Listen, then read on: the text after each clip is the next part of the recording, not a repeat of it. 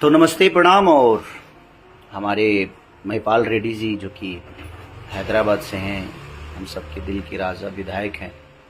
पट्टनचेरू विधानसभा से वो चुनाव लड़ते हैं हमेशा।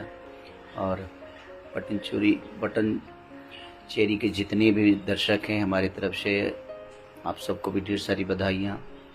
और महिपाल रेड्डी जी, आपको हैप्पी बर्थडे टू यू, जन्मदिन की ढेर सारी शुभकामना।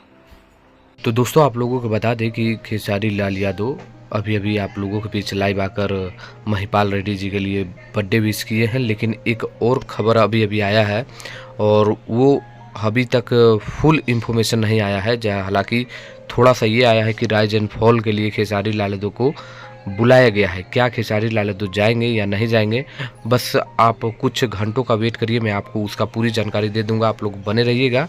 लेकिन अभी खेसारी लाल यादव बहुत दिनों के बाद दिखाई दिए हैं जो इस तरह बर्थडे विश करते हुए। क्या करना है कमेंट करिए, लाइक करिए।